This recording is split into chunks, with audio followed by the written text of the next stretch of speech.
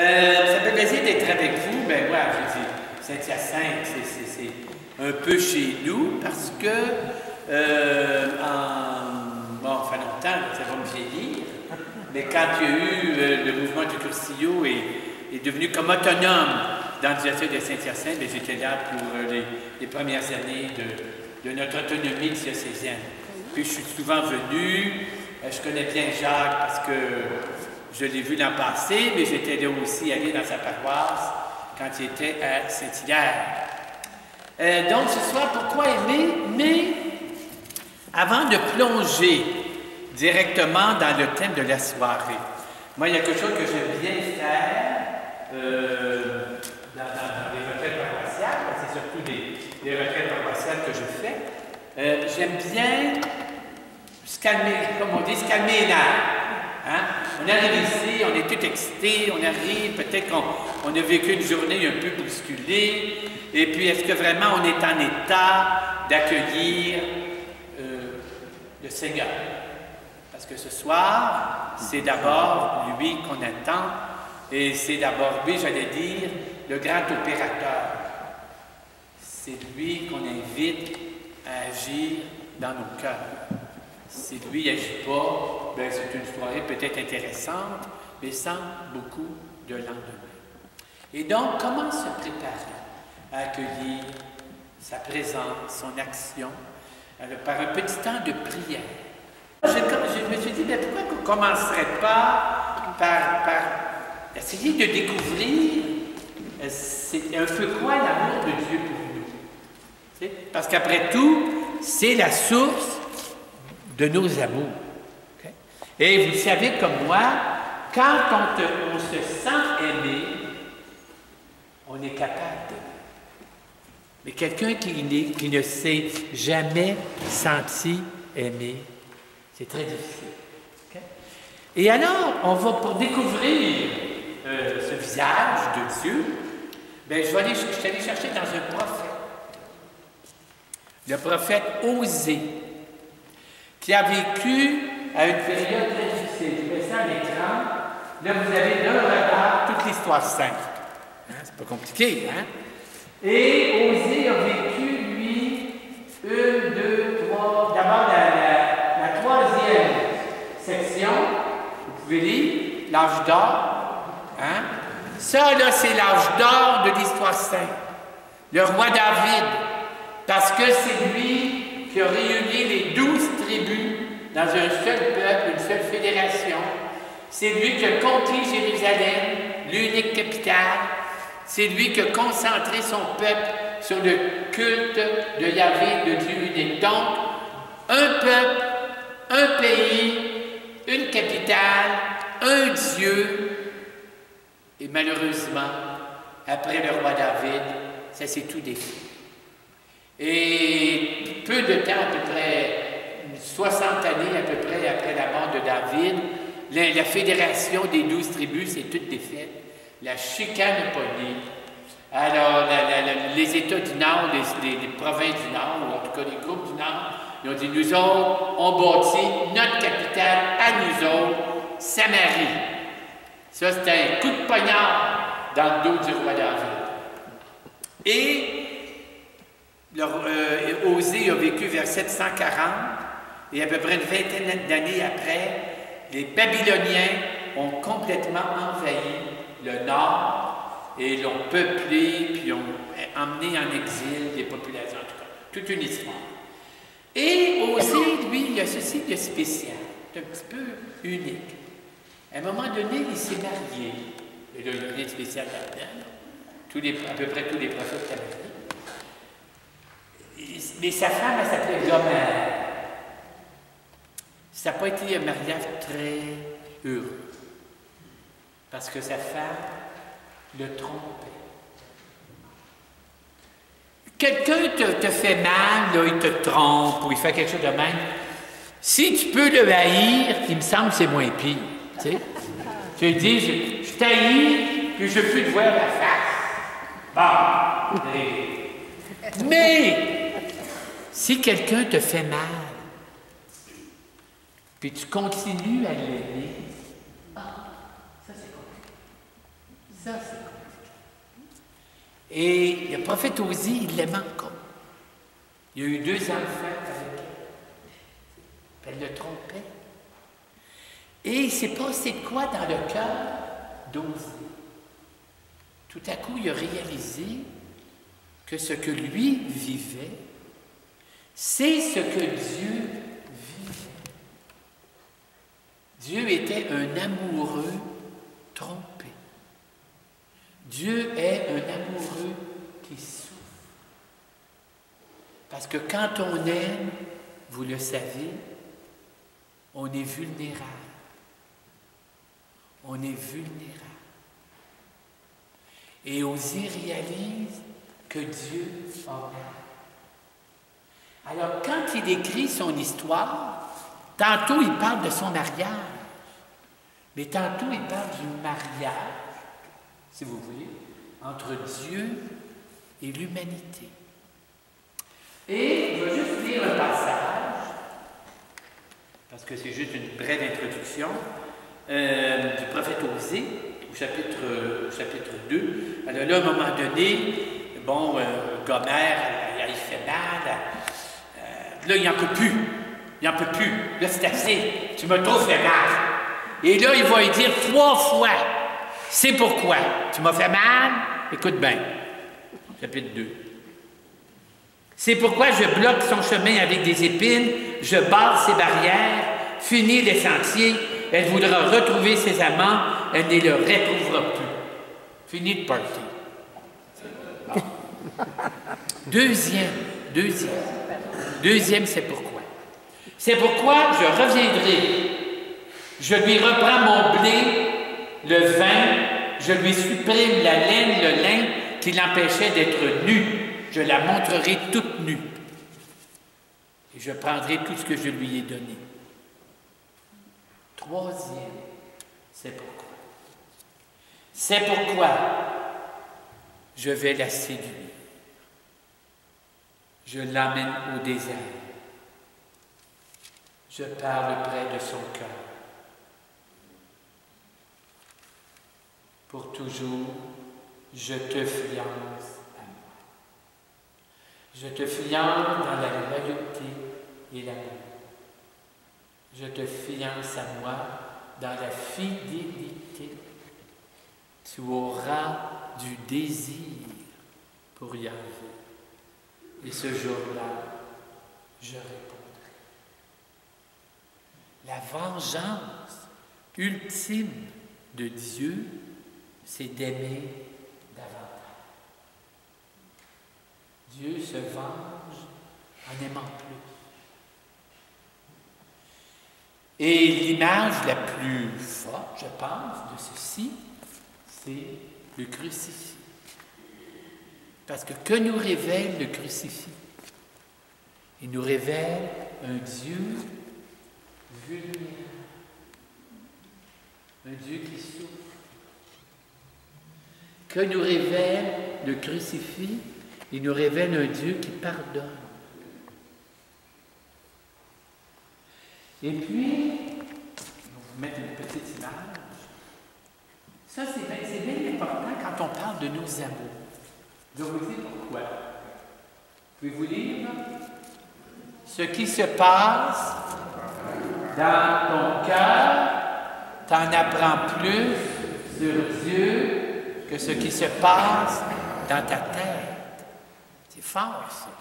Autrement dit, nos histoires d'amour, nos amours, heureuses ou malheureuses, ça nous parle de Dieu plus que n'importe quel, j'allais dire quasiment livre de théologie.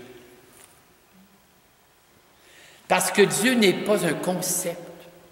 Saint Jean, le grand Saint Jean, il n'a jamais écrit « Dieu est intelligent ». Qu'est-ce qu'il a écrit, Saint Jean? Il a écrit « Dieu est amour. » Dans la Bible, mes amis, Dieu est un torrent d'émotions. Toutes les émotions sont dans le cœur de Dieu dans la Bible.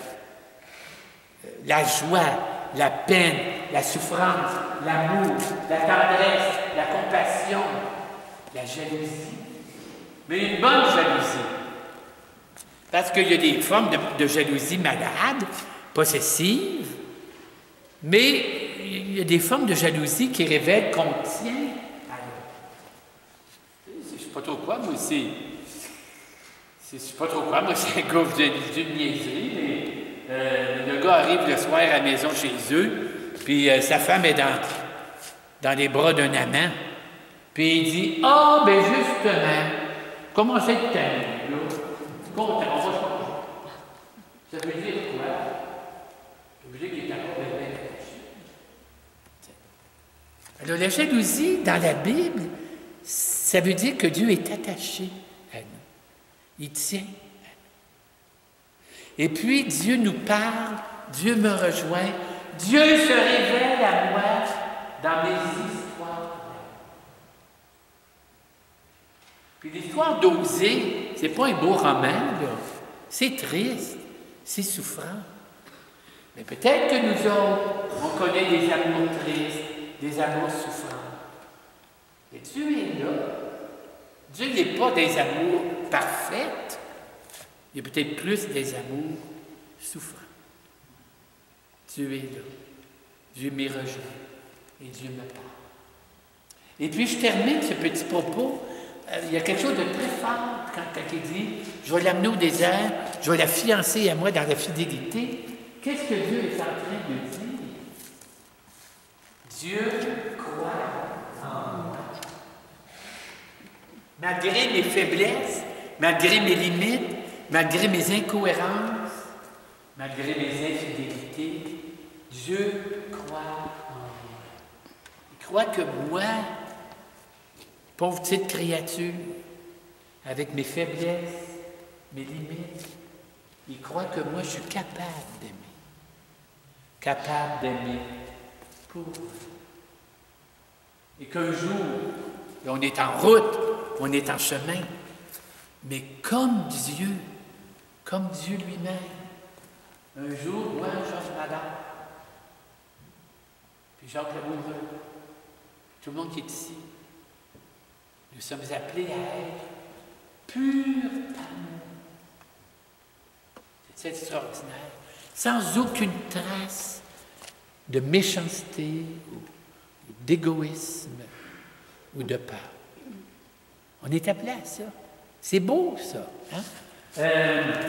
Faut que je check mes images, parce que je ne vais pas avoir ça tout à la c'est beau, puis Dieu dit, je vais être là, puis on s'en va à quelque part. On s'en va, on a ta vie, tes amours malheureux, puis peut-être tu croches. Écoute, à travers tout ça, là, tu te demandes où tu t'en vas, mais on s'en va à quelque part. Ça, c'est encourageant de savoir qu'on s'en va à quelque part. Tu sais, je ne sais pas si vous avez déjà lu les religions orientales, et d'ailleurs les religions païennes, grecques, pour eux, le destin humain était comme une roue. Ben oui, parce qu'on tourne en rond. Le destin humain, on revenait, l'univers revenait sur lui-même. Tout tourne en rond, puis quand tu tournes en rond, tu ne vas pas bien loin. Mais dans le Dieu d'Osée et le Dieu de la vie, on ne tourne pas en rond. La roue devient une route. Une route. C'est beau. Ça vient à quelque part. C'est ça que l'amour de Dieu nous donne de si précieux. Je crois en toi. Peut-être toi, des fois, tu as de la misère à croire en toi-même. Mais Dieu, dis-toi que Dieu croit en toi. Que ta vie n'est pas un cul-de-sac. Que ta vie, c'est pas tourner en rond. Mais que ta vie, c'est une route vers l'amour parfait. OK, je vais vous dire ça. Là, maintenant, on va continuer un petit peu plus dans la ligne de entre nous. Okay? Et je me souviens d'avoir rencontré un jeune couple qui était venu me voir, préparer à Drummondville, justement, Léo et Linda. Et puis, on préparait leur mariage. Un petit couple bien sérieux. Puis à un moment donné, ils m'ont posé la question suivante, qui était un petit peu éveillée. Ils ont dit, Georges, nous autres, on se marie, on veut que notre amour soit solide. On croit dans un amour qui dure, puis on se posait la question. L'amour, c'est quelque chose de vivant. Puis ils m'ont dit, c'est quoi la nourriture de l'amour? Pas de question. La nourriture de l'amour. Ça mange quoi de l'amour? Tu sais? Alors là, j'ai jonglé là-dessus. Puis je suis allé voir un couple, monsieur et madame Patnaud. Eux autres qui ont accompagné des couples longtemps, puis ils ont une grande expérience. Puis je leur ai dit, c'est quoi la nourriture de l'amour? Et là, elle dit, tu sais, Georges, je ne sais pas si tu as déjà vu ça, vous avez déjà vu ça à la télévision, ou ailleurs, la pyramide de nourriture. Vous avez déjà vu ça? Tu sais, une pyramide. Vous avez déjà vu ça, d'Alimentation Canada. Tu sais, il y a comme une pyramide, puis en bas de la pyramide, le plus gros, c'est ce qu'on doit manger de plus. Puis tu as fait en haut de la pyramide, c'est ce qu'on doit manger le moins. Vous vous rappelez de ça? Hein? En bas, je pense, c'est les céréales, hein? Les céréales, les légumes, les fruits, la viande, et puis le chocolat. Oh, tout le monde est content. Alors, puis le couple, monsieur et madame Patnaud, ils ont dit, Georges, tu sais, l'amour, c'est un petit peu pareil, ça prend bien des affaires. Mais ils ont dit le plus important, la nourriture la plus importante de l'amour. Ils m'ont dit, l'amour se nourrit en se disant. Je dis quoi? Ils ont dit, l'amour se nourrit en se disant. La manière de nourrir l'amour, c'est de le dire, c'est de l'exprimer. Bien, j'ai dit, j'aurais pensé que j'aurais été le dévouement. Bien, ils ont dit, oui puis non. Tu sais, par exemple, tu as mettons, des maris, des hommes d'affaires. Tu sais, ils disent, moi, j'aime bien la femme, je travaille 70 heures par semaine pour qu'elle puisse acheter n'importe quoi qu'elle veut. Mais c'est pas ça qui va nourrir l'amour. C'est le temps qu'on prend ensemble. Tu sais? Je me souviens, à Drummondville, toujours, j'avais béni le mariage d'un couple. Bon. Et puis, une couple de semaines après, pas une couple de semaines, une couple d'années, il y a 2-3 ans que je ne les avais pas vus, j'ai rencontre au centre commercial. J'étais content de les voir, puis on me donne la main. Puis comment ça va? Alors le gars, il dit, ça va très bien.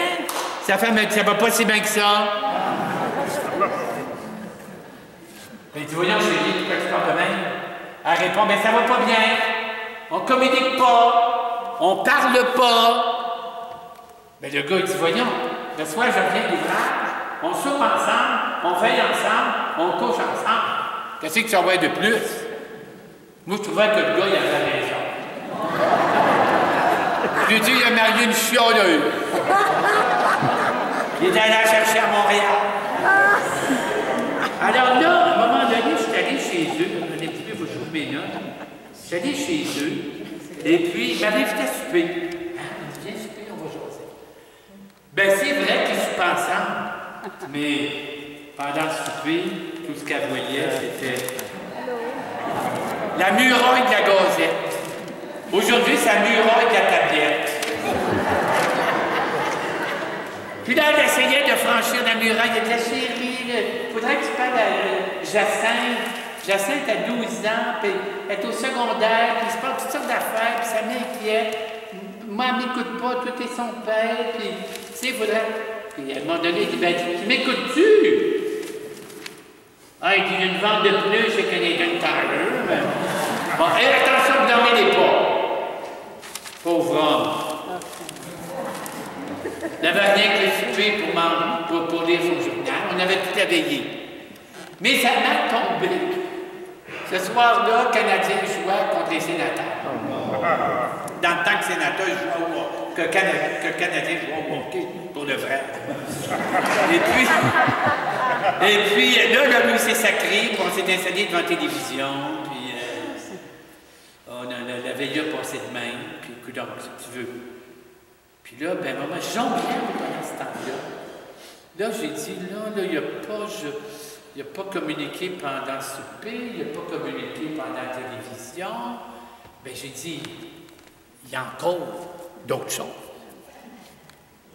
J'ai dit, peut-être qu'il veut communiquer. Ben, tu veux dire? Après 20 livres, voyons. Alors là, j'ai dit, évidemment, il ne faut pas se faire moi, il faut que je m'en aille.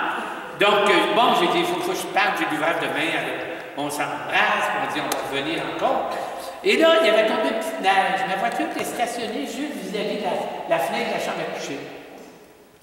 Alors, j'ai enlevé la voiture, la neige sur la voiture. Et là, effectivement, hey, ça faisait pas 2 minutes, j'étais sorti de la maison. La lumière, la chambre à coucher, ça n'a pas été long, assez de temps. Et là, filmez pas ça, là. Je suis obligé de me confesser. J'ai eu un mouvement de curiosité. Non. Mais là, pensez pas mal. Mon directeur de conscience lui a dit ces choses-là, je ne devrais pas les regarder. Il n'a jamais dit que je ne devrais pas les écouter. Alors, je me suis approché de la fenêtre, j'ai tendu l'oreille et j'ai entendu à peu près ceci. Et ça fait pas des enfants forts, hein? Alors là, j'ai analysé tout ça, puis j'ai tout regardé en détail, et j'ai découvert que ce couple malheureux de Drummondville souffrait du syndrome des balles de laine. Oui, comprenez-vous, mais j'explique. Moi, une de mes tantes, ma tante Réa, j'allais chez ma tante Réa, un moment donné, sur le comptoir de la cuisine, il y avait 2 balles de laine. Vous suivez? Je suis retourné 2 semaines après. Mes chers amis, croyez-le ou non, les balles de laine étaient devenues une tuque. Puis moi, j'avais besoin d'une tuque. Alors, je demande à ma tante, c'est qu'elle a acheté sa laine. Je vais au magasin, je m'achète 2 balles de laine, comme ma tante. Je les mets sur le comptoir, comme ma tante. Puis là, j'ai attendu 2 semaines, comme ma tante. Là, à un moment donné, au bout de 2 semaines, voyons, qu'est-ce qui marche pas? J'attends une autre 2 semaines. Il ne se passait rien. J'appelle ma tante, j'ai dit, ma tante, la laine que j'ai achetée, elle n'est pas bonne. Pourquoi tu dis ça? Mais là, j'attends une bonne, c'est sur le comptoir, puis il ne se passe rien. Elle dit, mon Dieu, que tu es innocent. Elle dit, pour faire une tube, ça prend pas rien que des balles de laine, ça prend quoi? Des bras. Ben oui, j'ai des bras, si j'ai mis à côté. Une tricoteuse. Ben oui, ça prend Une tricoteuse. du tricotage. Eh oui. Mais mes amis de Drummondville, ils avaient oublié de se tricoter. Non, je n'ai pas dit tripoter, j'ai dit tricoter. Il y en a qui comprennent ce qu'ils veulent. Se tricoter. Ça veut dire quoi, se tricoter? Ben, ça veut dire partager ce qu'on est, partager ses joies, partager ses peines, partager ses peurs. Je me souviens, j'avais prêché dans Laurentides, puis une femme, après la soirée, le lendemain, elle dit, hier soir, mon mari et moi, on s'est tricoté pas mal. Elle dit, parce que là, à l'été, on a tout changé notre galerie, le bois était pourri, et puis on fait une galerie neuve, puis le vieux bois traînait, puis ça faisait un mois, je demandais à mon mari, enlève ce vieux bois-là, c'est pas propre, c'est pas beau, puis il touchait jamais. Puis là, je commençais à être tanné, à me choquer. Alors, hier soir, en revenant de la retraite, j'ai demandé, j'ai dit, tu sais, je ne vais pas t'agacer avec ça, mais pourquoi tu n'enlèves pas la pile de bois? Ben, il dit, je vais te le dire. Il dit, il y a des couleuvres là-dedans. Puis moi, j'ai plus peur d'une couleuvre que d'un éléphant. Ben, il dit, pourquoi tu ne disais pas? Ben, il dit, j'ai l'air de quoi? Je ne devrais pas avoir peur de ça, mais j'ai peur.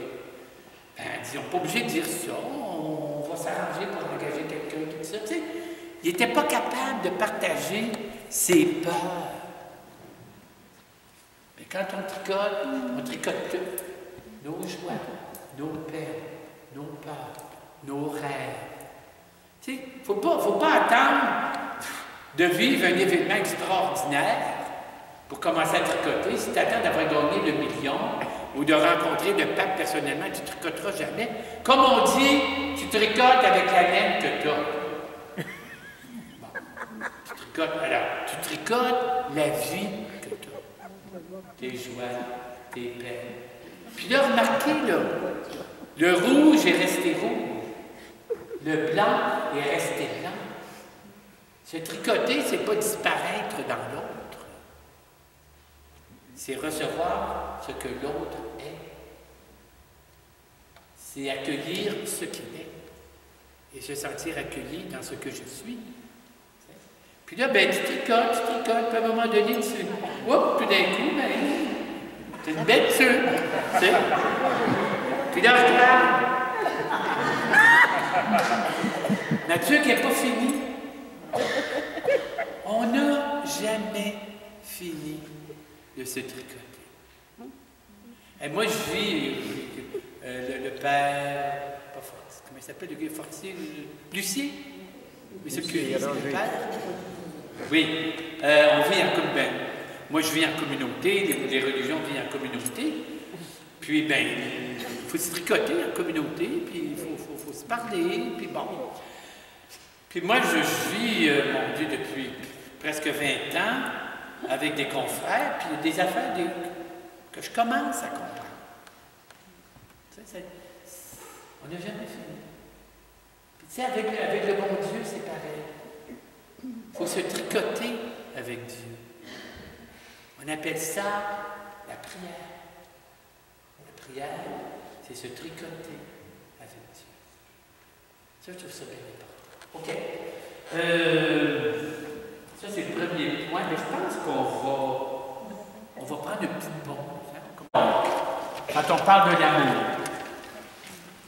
D'après vous, une qualité très importante de l'amour, ce serait quoi? C'est quoi une qualité bien importante de l'amour? La fidélité, le pardon, La gratuité. la gratuité, le respect, la constance, l'accueil, l'écoute, la confiance, l'ouverture, la tendresse, le don de soi, la compassion, l'amitié, la sincérité, la tolérance, la vérité, le tricot, tous les soirs, un petit bout de tricot à tous les soirs. OK. Bien là, vous êtes extraordinaire. On aurait pu écrire tout ça. C'est un programme de vie. Et puis, je m'arrête un petit peu à la dernière, qui dit la vérité. Hein? Moi, je le dirais d'une autre manière, mais c'est la même chose. L'amour doit être réaliste. Ça a l'air drôle à dire. Mais vous dites pourquoi c'est très important? Parce que sans ça, on risque d'aimer une image. Pas la personne qui est là. Ça arrive, ça. Moi, je me souviens, j'avais une amie, ça fait longtemps. Elle s'appelle Rachel. Puis toute sa jeunesse, Rachel lisait des romans harlequins. C'est des beaux romans.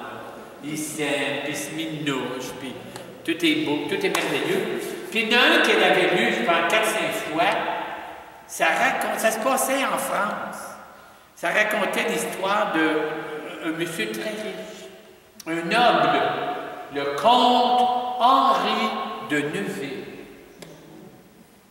Et à un moment donné, le comte Henri de Neuville était allé dans la campagne, se promener, et il est rentré dans une petite auberge, se rafraîchir.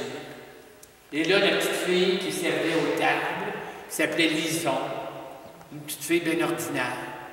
Et là, quand ils se sont vus, ça a été le coup de foudre,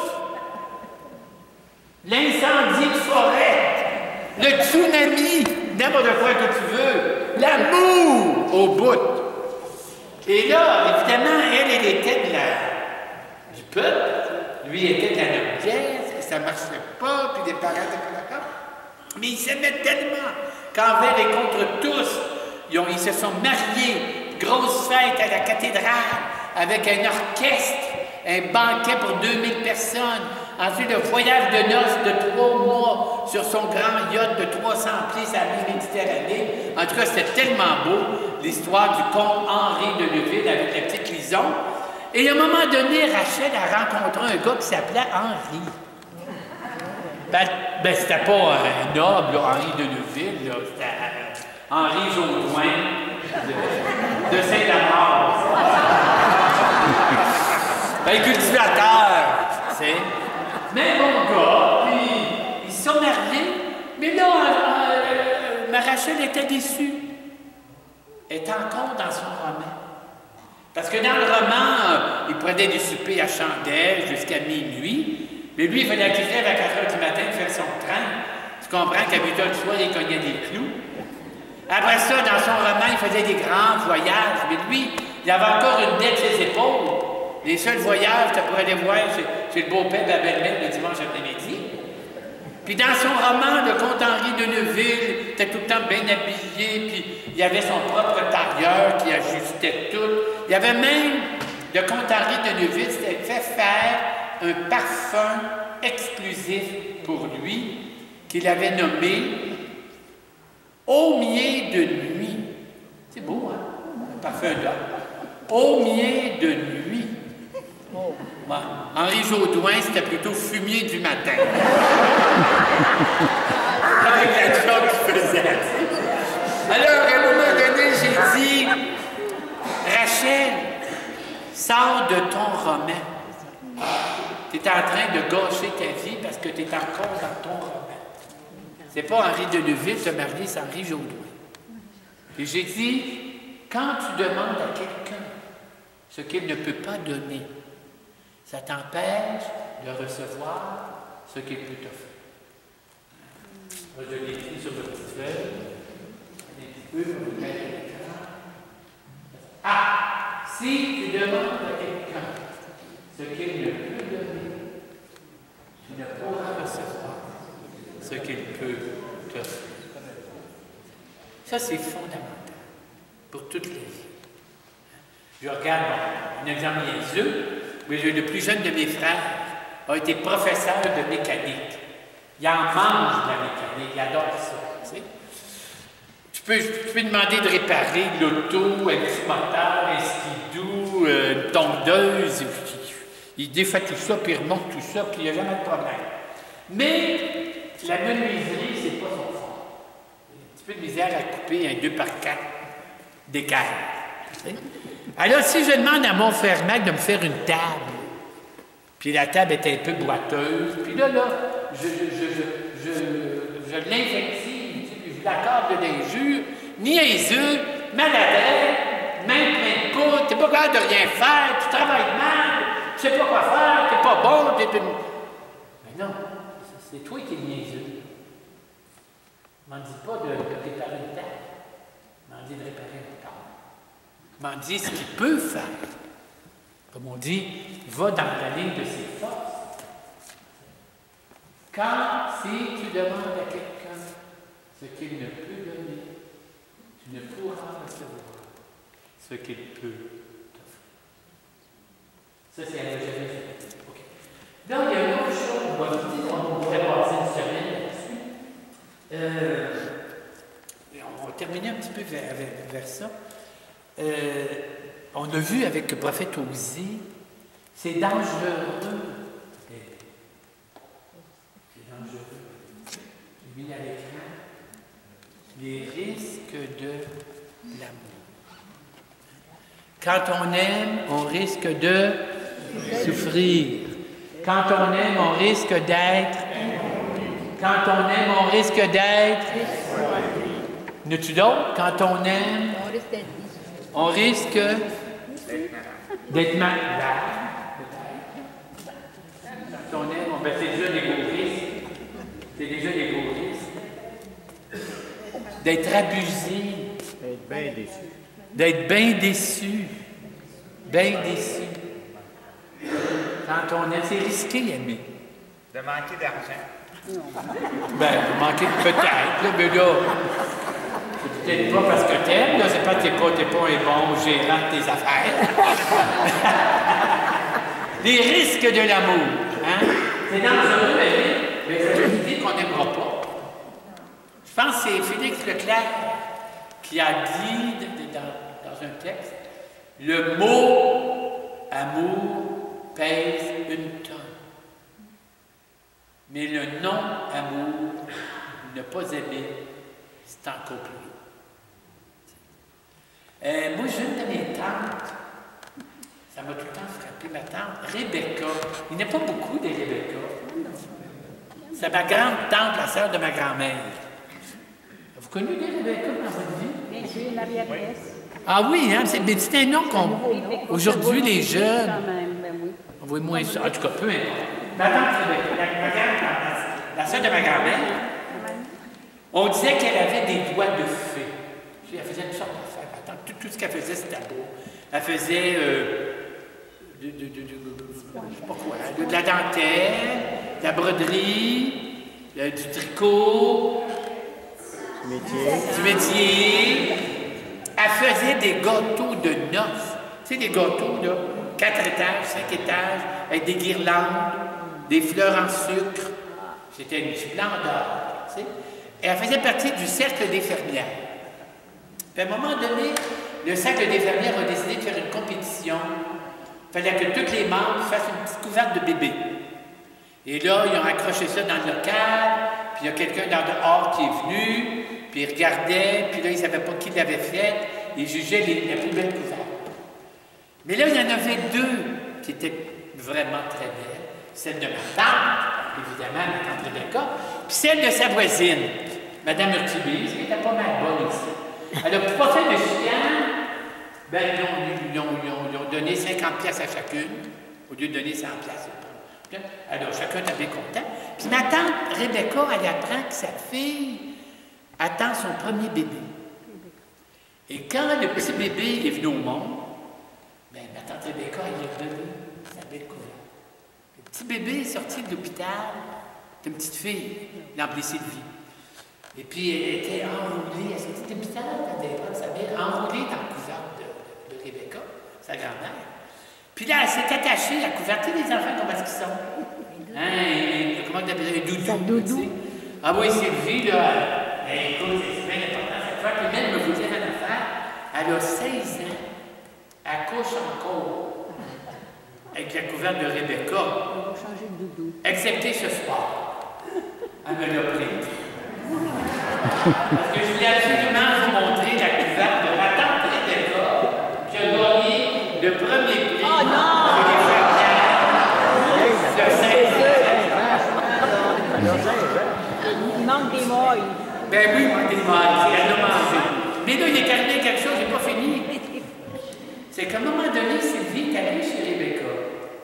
Puis Rebecca, ben, elle l'a lavé, elle l'a réparé tant bien que mal, elle a pendu sa corde à l'air. Et là, la voisine, vous vous rappelez, la voisine qui avait donné le prix, elle aussi, Mme Urtubise, elle retombe ici chez Rebecca, elle dit, non, regarde, ce qu'il pense, c'est sa corde à l'air. Ça a l'air de votre petite couverte qui a gagné le premier prix. Ben, elle dit, ça n'a pas de l'air, elle dit, ça l'est.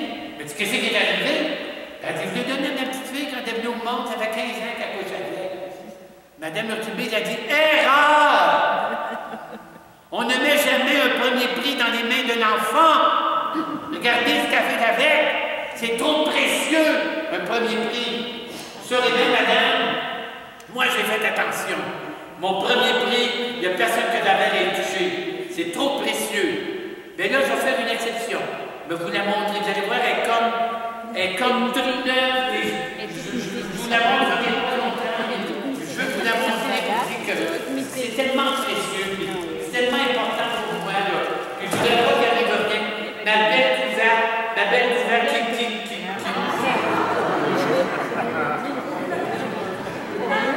des mythes. C'est quasiment des C-series. Les mythes. Quand je regardais ça, mes amis, ça m'a fait réfléchir. Mais j'ai dit, ma vie, notre vie, c'est comme un vêtement. C'est marqué des psaumes. C'est comme du tissu. Parce que ça sue. Notre vie sue. Comme un vêtement. Si on n'a pas de choix, tout le monde ici ce soir, notre vie a su. On n'a rien. comment ma vie va s'user. Là, j'ai le choix. Elle peut s'user pour moi tout seul, dans le fond de mon tiroir. Elle peut s'user à donner de l'amour et de la tendresse. Mais il me semble que ça doit être plus le fun, être mangé par des caresses, qu'être mangé par des mythes. Là, ça m'a rappelé la parole de Jésus dans l'Évangile. Celui qui veut sauver sa vie, La paix. et celui qui la Elle donne, donne, la gagne. C'est ça, il donne. c'est Jésus qui avait raison. Alors, on va terminer. Là, je termine pour le faire. En se posant une dernière question, il y a quoi? On se regarde, nous autres, moi le premier, peut-être le pire. Puis je veux aimer. Je veux aimer. Mais moi, ça, des fois, je suis pas capable. Alors, je me suis dit, il doit manquer quelque chose. Il doit manquer quelque chose dans mon cœur. Alors, mes amis, ne reculant devant rien pour les gens de Saint-Hyacinthe, il y a tout du monde en dehors de Saint-Hyacinthe. Tout le monde est de Saint-Hyacinthe? Oui et non. Proche. Sainte-Rosalie? Pas tout à fait. Pas de Saint-Damas. J'espère que c'est pas des jours de moins. Alors, je vais apporter avec moi.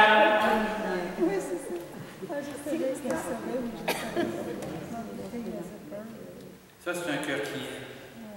Oui, mais il y a Un cœur qui aime. Oui. qui aime. Et alors, mes amis, je ne recule devant rien pour les gens de Saint-Hyacinthe et de Saint-Damas. Non. On va opérer le cœur. Non. On va aller voir qu'est-ce qu'il y a dans un cœur qui aime. Vous êtes prêts? Oui. Le temps dormi. Ah, ça me prendrait une infirmière. L'anesthésie. Viens donc, c'est toi l'infirmière. L'infirmière en chef de l'hôpital de Saint-Hyacinthe. Alors, tu peux. Ça prend l'anesthésie, là. Pas Nicole.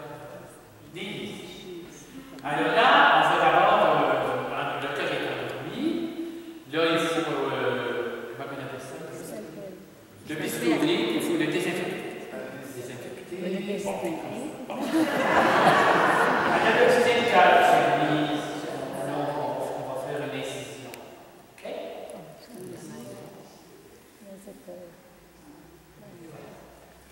Et là, toi, tu sors des objets un par un.